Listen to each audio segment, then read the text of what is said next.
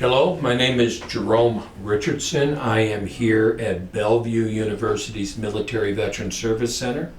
I am with the Nebraska Vietnam Veterans Memorial Foundation's Share Your Story project. Today is the 19th of April, and we are here today with Nolan and Swain. Nolan, if you can... Nelson? Oh, Nelson, I'm sorry. Thank you very much. Nelson, if you can just start with your full name and a little bit of where you were born and kind of growing up, where you grew up. My name is Nelson Frederick Swain. I was born in Needham, Massachusetts. And what else did you want to know? A little bit about your family, siblings, mom, dad. I have an older sister, Rosa, Kathleen, and her husband's passed away. Her husband was George Perry, and then I have a younger sister, Patricia, who's passed away, and my younger brother is Daniel Swain, and he's 7 years younger than I am. And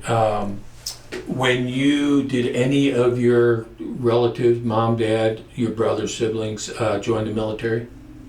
My father was in the Merchant Marines during World War II. And what did he think about you going into the Air Force? Well, my father and I, we didn't get along really well when I was in high school, and I remember coming home from Vietnam, and I guess I surprised him. What do you mean? Well, he didn't know I was coming home. Well, that's kind of neat. Yeah, it's always fun when you do that. With his service in the Merchant Marines, did he serve during the time of war? Yes, he did. He was during World War II. He was on the Liberty ships. So I'm going to guess that he was pretty proud when he saw you coming in. Yeah, I've done that to my mom all the time. It was just always glad to, you know what I mean? It was, I don't know why we do that, but it's a fun thing to do. What was his job in the Merchant Marines? He was he worked in he was a fireman on the ship. And when I say a fireman, that means he worked down in the boiler room. Right, fire tech. Yeah, he shoveled the coal into the boiler to keep the ship running.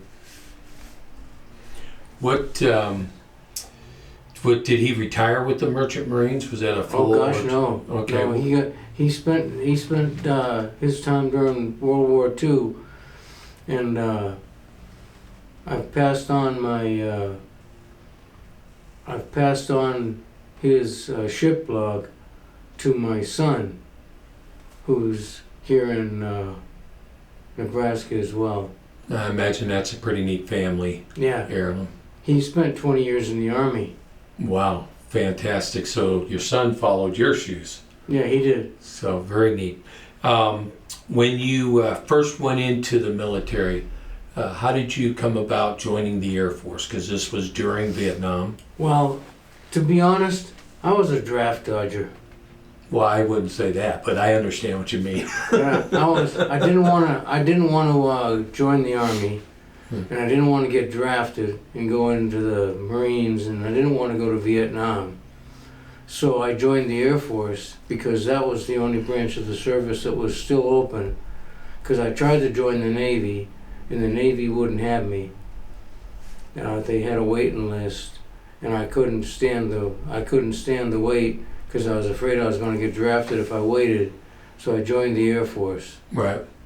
Well, I followed right behind you in your shoes because most of my supervisors were if they did not go into the Air Force for whatever reason, they would have probably been drafted. So if in my shop we had 157 sheet metal guys, And all of our staff sergeants and tech sergeants, almost to the name, all joined during that Vietnam era. So they were all volunteers, but some of them talked about, hey, if I didn't join, I would have been drafted because my service number, my draft number was 11 or 18.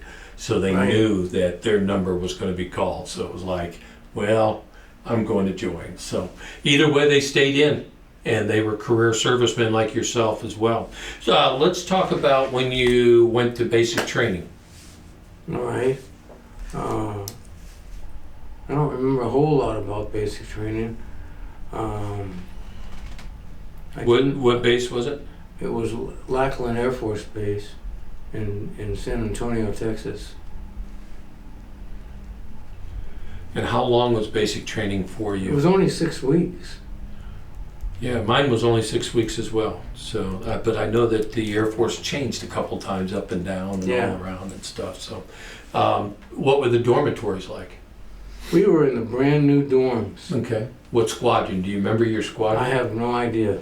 I was 3708.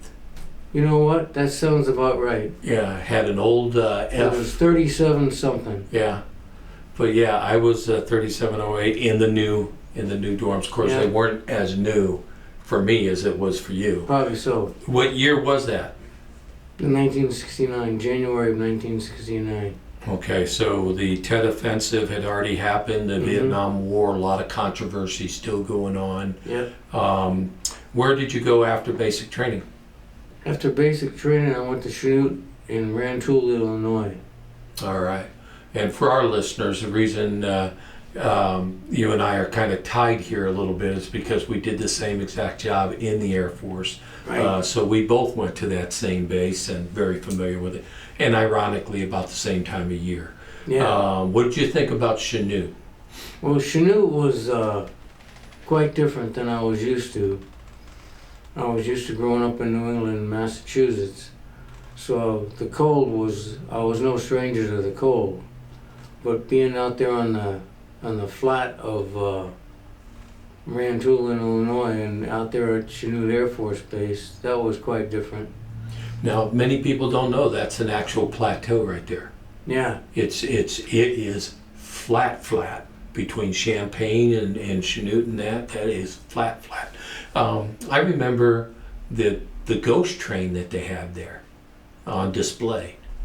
They had the trains that carried the nuclear weapons. They had them sitting in a cross, a couple cars one way and then crossway, a couple cars. Yeah. Yeah, they had those on display. And they also had a nice display of a B-36. I remember the B-36. Yeah, I remember that marching to school. Yep, exactly, because we'd march to school by it, and that was pretty cool. After Chanute, what was next for you? After Chanute was Benoit, Vietnam. So here's a young man that just got trained, brand new in training. Yep. And then you went right out to support the war effort in Vietnam. That's correct. What kind of aircraft were you working on? Well, basically it was the F-100s, C-123s,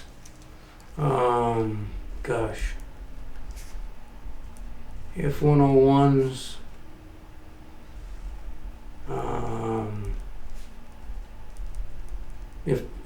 if it was assigned to Benoit, I probably worked on it. So here's a sheet metal question, only for the airframe itself. What was your favorite aircraft out of all your airplanes that you've worked on in all your years? I'd have to say the Tweety Bird. The Tweety. Why is that? Well, the A-37 was the ones that we worked on over in Vietnam, but they had T-37s at Laughlin Air Force Base when I went to Laughlin Air Force Base. And the difference between the two aircraft was one had the J-85 engine in it, and the other one had the J-69 engine in it. And the Tweety Bird had the J-69 engine in it, and that was the one that made all the noise. Right. The J-85 didn't make that much noise. Very quiet. It was quite quiet. When you and I were talking earlier, Nolan, Nelson. I apologize again. That's Nelson. quite all right. Nelson, You had mentioned you had 2 assignments in Vietnam. Correct. Did you do those back to back, or did you go to Laughlin and then back to Vietnam again? No, what happened was I was in Vietnam and I stayed down at Ben Hoa for about 4 months. I got there in, I think, July time frame. July, August, September, October. And I think I've been there about 4 months when I got assigned back up to Pleiku, because they didn't have any sheet metal people up at Pleiku. So they took a few of us that were at Ben Hoa and they shipped us up to Pleiku. So other than missions, you're the first one I've talked to that actually got a new assignment in Vietnam. So that's kind of an unusual PCS. It was. Yeah, so very, very interesting. At Pleiku, what aircraft did you have there? There was the A1Es, there was C-47s, and a C-47 is a unique aircraft because a C-47 has fabric control surfaces. That's the only aircraft that was left in the inventory, I think at the time, that still had fabric on it. Well, Old Shaky did too. Old Shaky ailerons were fabric coated. Oh, wait a minute. Old Shaky was what? The 124. Oh, yeah. Yeah, because I restored one. Yeah. And I had the job of taking off the fabric Yeah. and putting back 16 thousandths aluminum. Oh, yeah. With SO rivets. And that was so hard to get to learn I'm sure. how to try to get the those- impact gun Those to SO rivets Oh. are soft. oh, it was something else. But yeah, the C-47s are pretty neat, and they've been around. They're still flying. Yeah. Yeah, very, very interesting. The Goonie Birds, were those by any chance the C-47s? Were they? They were the electric goons that was up in Pleiku. They had electronic warfare, and they'd send them up for basically for surveillance. And they had the OV-10 Bronco Yeah. and the O2s and the O1s that were there for observation. And they had, I think they had a helicopter called a Loach.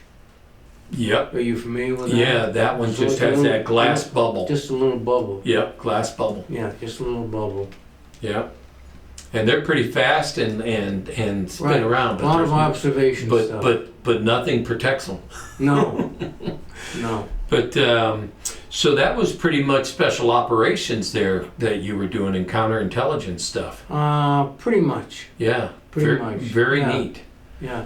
And so at least those folks were probably all, as you and I've seen with pilots, those were probably some pretty. We didn't get any rocket attacks per se until the A1Es showed up.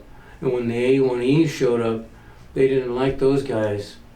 So they had a tendency to lob a few in on us. And, at that point. So you were there while they did do some attacks. Oh, for sure. Yeah. Yeah. The difference between a rocket attack at Ben Hoa and a rocket attack at Pleiku was 3 to 5 seconds. And when I say 3 to 5 seconds, you had 3 to 5 seconds of time that would pass by before the first round would hit down at Ben Hoa. At Pleiku, 3 to 5 rounds would hit before in the 3 to 5 seconds.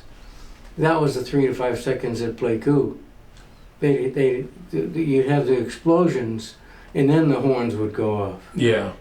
Because you were all in the mountains up in Pleiku, and you couldn't see them coming. So were they shooting up at you or They down on you? They were lobbing them in. Okay. They were lobbing them in. They were using mortars. Yeah. So I'm sure you may have taken some casualties as a group up there as a unit. Probably so, but I don't remember much of that stuff. Yeah. Okay. Did they have any of the medevac helicopters come through there? The UH ones? They did. Yeah, they did. So how big was your sheet metal? How big was your fabrication shop and your guys? The sheet metal shop, we worked with the welders and the machinists and all of those folks. And we were in one building, and I think there was there might have been 7 or 8 of us. That's all there was Right. for sheet metal guys. Now, were you a pretty close bunch? Yeah, because like the welder would need help, so I'd go over and help the welder. Yeah, that's kind of what we did. I just basically helped hold while they welded. You know, help on the table, make Yeah. sure things weren't moving around. Yeah. And then we also had the non-destructive inspection Oh yeah. and corrosion control were all part of our guys too. Well, the corrosion control shop was just down the way from us, and that's where we'd send the fabric control surfaces after we'd strip the fabric off and repair the ribs and stuff. We'd send them down there and they'd re-put the fabric back on them before they put them on the airplane. So they were redoping them. They'd redope them. Wow, I bet you those guys were up in the clouds. For sure. That's some heavy smells. Yeah. Now, I know you're a big fan of MEKP. Oh yeah. Yeah. Yeah. There was methyl ketone peroxide, Yeah. and I used to make stuff out of that. That was the MEK was stuff that we used as solvent to clean stuff with, and we used to use it for fiberglass work and all that sort of stuff. But the MEKP, that was I'm not sure what we used that for. Well, we used it for cleaning and wiping the surface, working on honeycomb panels and things of that nature. Yeah. But it was a solvent to beat all solvents. I mean, For sure. We found out much later that it absorbed in our skin. Oh yeah. And there was a lot of people that weren't doing so well. And the other thing was some of your generation, when I was right behind you, they would use that 8802 sealant. Oh, for sure. Yeah. It's neat to have somebody speak the same language, but they would take that sealant and then Yeah, that's exactly right. and then it caused them to lose their fingers. That's right. Yep. So yeah, we had a few of them that was dealing with those issues. The civil servants like you continue to serve. We'll get back into that. Tell me what you did for entertainment. I know you worked hard because sheet metal mechanics. Well, we worked hard, yeah, but then we played hard too. I did a lot of, I guess you'd say, volunteer work with the chapel, Okay. and there was mountain art villages that were not too far away, and I used to go to the mountain art village and do stuff over there. What kind of things did you do? We helped them build huts and all that sort of thing. You know, Okay. it was kind of like Habitat for Humanity. Yeah. So it was good for the community. They got to like. Yeah. And I can see where you would say that's entertainment. It's a break away from the the monotony. The monotony of the job. Plus, you'd get away for a day. So on your day off, you'd get 1 day a week off. I think we got 1 day a week off. But anyways, we found some time off anyways, and then you'd go with the chapel guys, and they'd take you over to this mountain art village, and you'd do stuff over there at the mountain art village. So everybody was different. Marines were intense and on the ground, as well as some of our soldiers. And Oh yeah. what was your dormitory or your living conditions? What was your? We were in a two-story hut, and I was down on the first floor, and around the first floor they had all sandbags around all on the first floor, so I was pretty secure down there. Any environmental things that you had to deal with? Snakes, rats? No. So it was No, it was fairly inhabited inhabited. Yeah. by the people. Yeah. How about script? Did you receive script while you were over there? You know, I received script and I don't have any left. I don't remember what I did with it all. I brought some home and I think I've given most of it away. Yeah. But I don't remember. I used to have some in this book. I've got this book, The Memories of Vietnam. Yeah, you could go through some of those memories. It'd be nice. Real quick, while you're thinking there, All right. can you tell me maybe your very best or biggest or most unusual aircraft battle damage repair? Because sometimes those got a little bit The battle damage creative. The battle damage repair that I remember correctly, if I remember correctly, would be the one that was on the C-123 that I did down at Benoit. And the C-123 that I worked on down at Benoit was called Patches. And it was called Patches because it had so many different sheet metal patches on it. And I put on the 554th patch. And then I found that same airplane down at the Air Force Museum when I went there several years ago. And the Air Force Museum, they had it restricted. You couldn't go up to the aircraft. They had it kind of set off to the side. And I asked the guy that was in charge, you know, there was one of the guys that was walking around, and he said, you can't go near that aircraft. And I said, why is that? He said, because of Agent Orange. I said, what if I put the 554th patch on that and I wanted to check it and see it?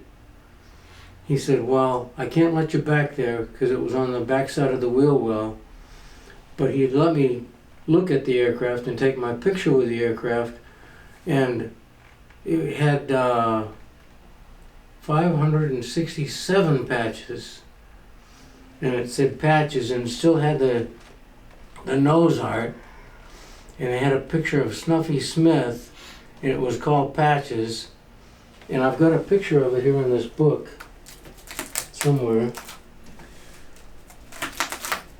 Oh, here it is. If you want to bring it right up there. Very neat. That's it right there. Very, very, very cool. At that time when I was working on it, it had 553 patches that they'd put on the nose of it.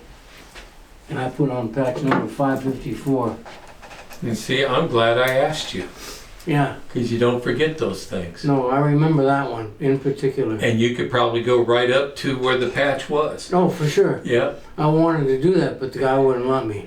Yeah, mine didn't have as many patches, but at the Charleston Air Force Base, we were there for a christening, and I got to take my kids, and I told them all about the patch, the repair, and then took them up to the airplane and showed them after I told them about it, because it was now a yard ornament at Charleston, but it was an airplane that I worked on all the time. So there was probably a few airplanes that you remember because they kind of take on a personality. No, they do. Sometimes with their tail numbers, sometimes because of the patches and the holes. Yeah. But it's really hard to explain to people that haven't worked on the same family of aircraft for years and years and years. Some of them you learn not to. I mean, if you hear it, it's like, oh, I don't want to work that one. Yeah. There was an F4 down at Davis Mountain. Yeah. That was the one that blew up on the flight line that I told you about. Yes. And that I got an Airman's Medal for that one. Yep. Ironically, guess who worked on it to make it into a static display? This guy. Wow. Yeah, they had me work on it to turn it into a static display because the aircraft was wasted. It was not flyable anymore. Right. After it had been in the fire. I'm surprised that they would make a display out of that with the casualties. Yeah, they did. That it took on. They did. It was they had it on display at Davis Mountain in Tucson, Arizona for quite some time, and it was down at the front gate. Yeah, the one that I have on display that I mentioned when my kids and I went to Charleston Air Force Base, because we were from up in New Jersey at the time, it actually had a different name on it than what it really was. And they called it the City of Charleston 2, because the City of Charleston, which you may have remembered because it was before you retired, it crashed. The C-141 crashed and everybody was lost on board in Sicily. Huh. Overseas in Sicily, coming up out of the Navy base there. And the pull-down mask was the results of that crash, because number 3 engine shelled out. So they were carrying toxic chemicals. Oh. And when it shelled out, it went through the fuselage through those chemicals. And those pilots, they said, were dead before the airplane even hit. Oh, wow. Because they could not recover because of the toxic fumes. Yeah. So then now they have the one-hand pull-down mask system. But anyway, that's not about me, it's about you. But it's neat to talk to somebody else that got a chance to work on all those and turn them into yard ornaments, which is 2 things. 1, it's fun, but 2, it means you're old. Because the airplanes that you worked on, if they're now out in somebody's yard, they're not flying anymore. So it's kind of sad. Right. So let's talk about that. Anything else that you want to share in Vietnam? Gosh. Not that I can think How of. about your coming home? Because it's been different for everybody. Well, in coming home, they told us that we not to wear uniforms, to dress in civilian attire, and we were not well received when we came home as GIs, so they didn't want us to wear a uniform. And I didn't like that. I could imagine that would be tough. Did you see for yourself when you came home some of that that angst that they had with veterans? Well, I knew it was around. I didn't personally experience anything that myself. No. Okay, well that's kind of nice. I was thankful for that. And then you came home, you stayed in the service.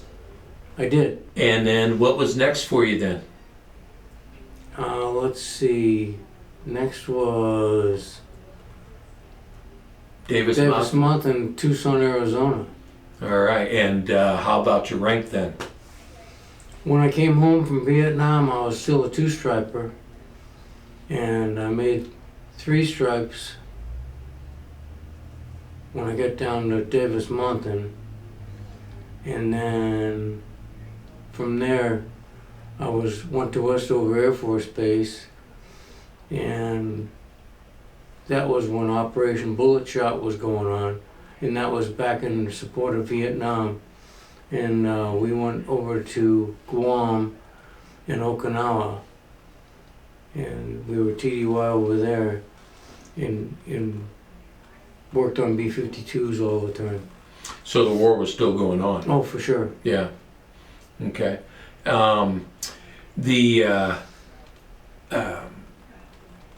Davis Monthan, you went from the jungle to the desert. Correct. And you grew up in the East Coast, so what did you think about the desert? Well, I kind of, I've never been stationed at a place that I didn't like. Okay. I liked every single place, including Vietnam, that I was ever stationed at. I always had a good time. Very neat. Now, I know people that have your skill set where they learn how to work with metal and learn how to fabricate different things. If you were really good, they ended up tasking you, like you mentioned the airplane that you refurbished, the F4. What was the most interesting thing that they had you make? The most interesting thing that I ever made in a sheet metal shop. Interesting. I don't recall. Yeah, what we call those scrounge projects. Well, that would have been mostly in Vietnam, probably. I remember fabricating a shower for the guys in the Army. Oh, very cool. Yeah, when we were at Pleiku, Yeah. there was a group of folks that came in from the Army, and they were offering us some sea rations if we would make them a shower. So we made them a shower out of sheet metal, And you drilled the holes in the head of it? Well, no, not, they had all the plumbing. They just needed walls They and just stuff. needed a place that they could, it was enclosed, that they could close the door to, Yeah. that they could have a shower. So we made them a shower, and they gave us a few cases of sea rations from that. Yeah. Very neat. Our biggest trade was shrimp for those big giant orange coolers that we had on the back of the trucks. Oh The yeah, water coolers. yeah. We traded a couple of those, and they filled up a couple of them full of shrimp for us. Mhm. So needless to say, that was kind of a neat trade. So after the desert, and what kind of aircraft did you work on in Davis Mountain? They're known to have some pretty interesting stuff. Well, we had F4s when I got there, and then I think we ended up getting the Warthogs down there from Luke Air Force Base. Yep. I think Luke either had A7s or A10s. I'm not sure which. But I think we ended up with the A7s down there at Davis Mountain, and they swapped them out. They took all the F4s and stuck them up there at Luke Air Force Base, and they sent us down all the A7s. Yeah. Well, I had a friend that worked the A-10s there at Davis Mountain too, so I know that they did get those aircraft. Yeah. How long were you in the desert? I was only down there for a year. Wow. I was only down there for a year because I re-enlisted when I was at Davis Mountain. I re-enlisted for basic choice, and that's how I got up to Westover Air Force Base in Massachusetts. That's how you got back home. And how did you like going back home?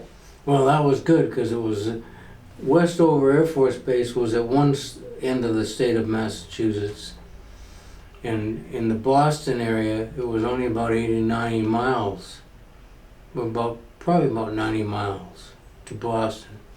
So we used to go home every weekend, my wife and I.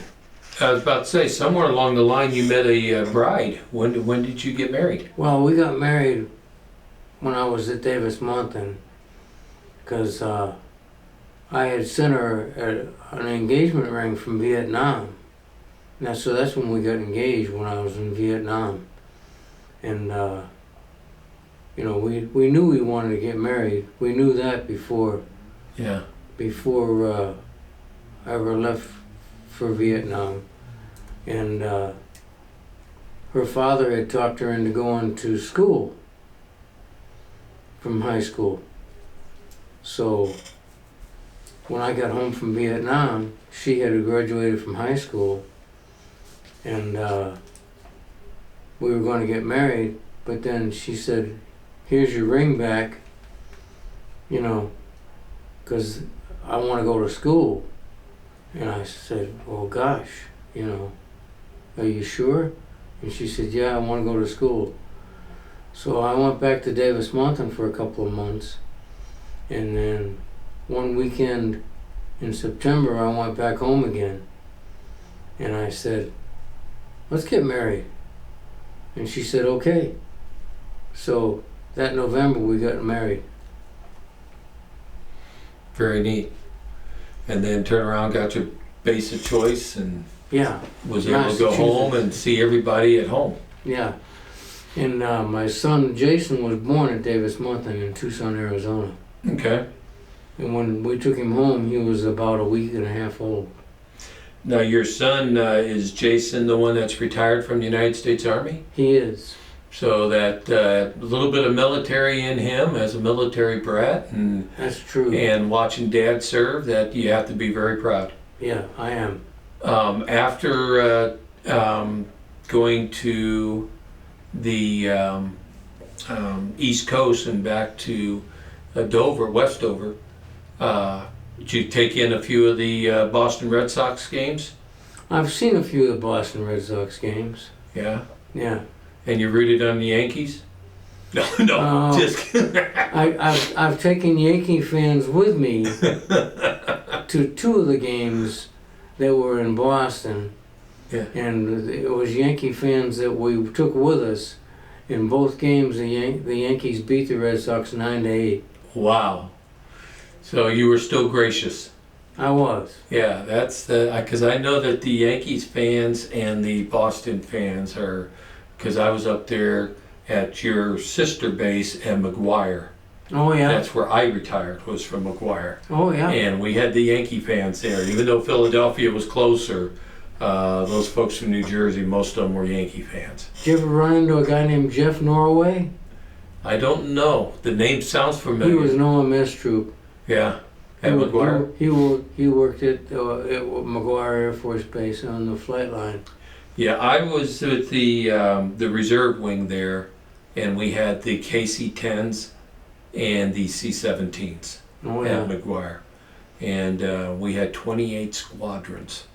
Wow. 5 flying squadrons. And 3,800 people.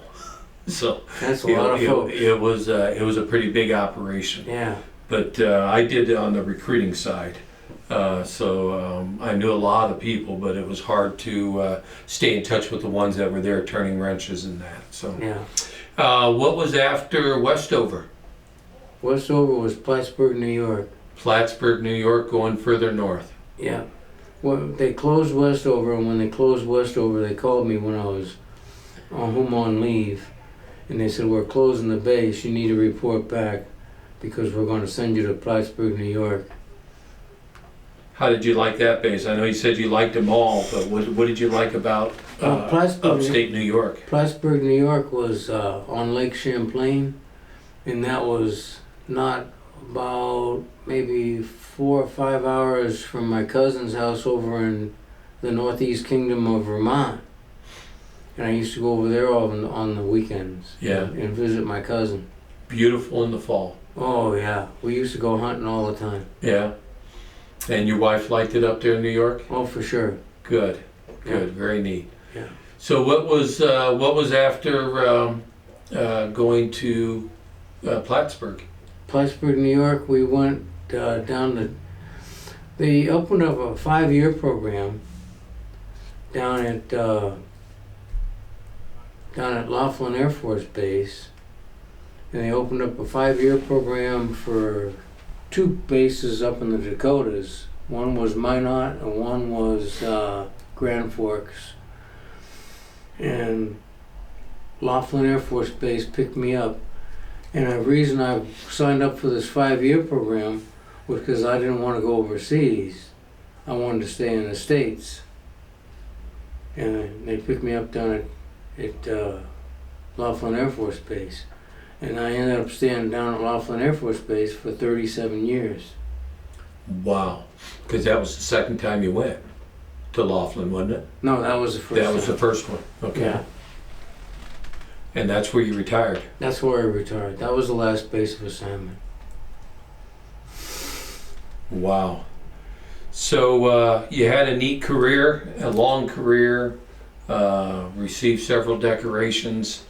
You've seen some very tight moments in your career. What would you tell that young person that was thinking about going into the service? Get all the education you can get. You'd recommend it then? Oh, for sure. Yeah. Yeah, I'd recommend it, highly recommend it. And I'm not sure if I'd recommend the 20 years, but I know the military was good to me.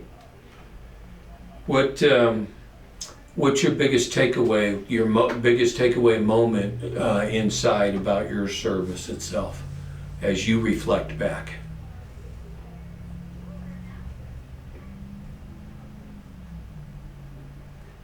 Well, I think the service has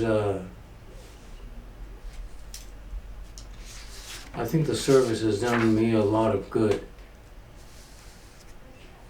I can't say enough about the people that I've met. I can't say enough about the assignments that I've had.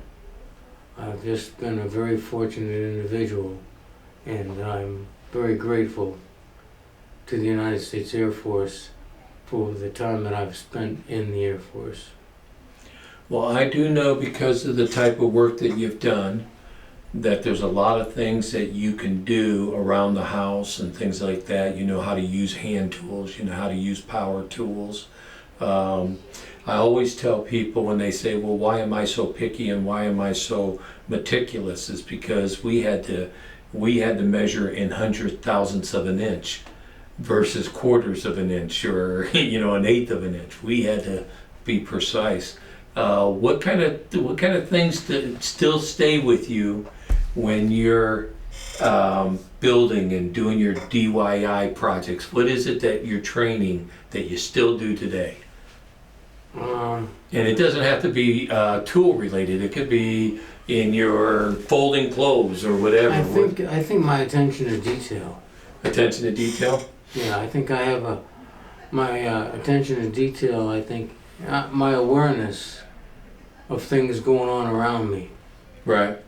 I think I'm more aware than other folks might be of things that are going on around me because of my training and my background. Well, being from Nebraska now, how did you decide to come back to Nebraska from where you were at? Well, that's a long story too. That takes us back to Vermont. Okay. And I was up in Vermont, and my wife and I had a little cabin up in Vermont. And we were at the cabin in Vermont, and I asked her, I said, no joke, I said, if you have to make a decision, I said, you without hesitation, I said, I want to know whether you want to move to Omaha, Nebraska, or you want to move to Sheffield, Vermont, from Laughlin Air Force Base in Del Rio, Texas. All right. Without hesitation, she said, Omaha, Nebraska. And that's because my son, who was retired from the Army, and our grandson lives just up north. Are you familiar with Mannheim Steamroller? Oh yeah, absolutely. Chip Davis? Yep. He lives in Chip Davis's old house. No kidding. Mm-hmm. Well, I've been to his studio. Well, at the barn there and stuff. Where? At the barn. It's like he has a big barn there because he has a little shop there in the studio and that. No, this is the original. This is the original studio that he had. Yeah. Back in the 70s. Wow. So that's the house that Jason built. I mean, that's the house that Jason bought, and that he's been building onto it ever since. Wow. Because there hasn't been a lot done to that house since the 70s when it was built. When did he buy that? Oh gosh, I want to say about 8 years ago. Okay. Yeah, the location where I went out, Chip Davis has I don't know if that's his home, but he has his studio out there, and it's like a barn, and then he also has a working area where he does a lot of work, a creative work. Yeah. And then he has some sound booths there. And he was actually working on a project for the United States Air Force, as a matter of fact, with the sound, because he has some of the most technological sound equipment. And he was actually pulling music out of different jet engine sounds. Oh, no kidding? Yeah, where he was dissecting all the different turns of different aircraft and able to extract those sounds, and he was compartmentalizing them to make music. Wow. And but yeah, he was all kinds of neat stuff that he does there. And of course we were able to get a lot of their his CDs and stuff. But no, it's neat that you're a part of Nebraska now, and we certainly are excited to share your story at the Nebraska Vietnam Memorial Park for others to see. I do know another thing for our listeners, that you worked a lot of long hours. I know that. That's true. Because sheet metal mechanics really didn't watch a clock too much, because when there was an aircraft that needed to be fixed, especially when you were in Vietnam, you worked that airplane till it was done. So that it was functional and operational. So, yeah. So we thank you for your service then. I know you brought some pictures. If you'd like to go through any of those, we're more than enough time roll here, but I can bring the camera closer if there's anything in particular you'd like to show. There isn't really. Okay, all right. You're more than welcome to look through it. Yeah. See if you recognize anybody. You might see a sheet metal man or two in there that you might even know. I have no idea. Well, I do see one right off the bat. Really? It most likely is not, and I'm thinking of his name, but this gentleman right here, if you can think of his name. He was a corrosion troop.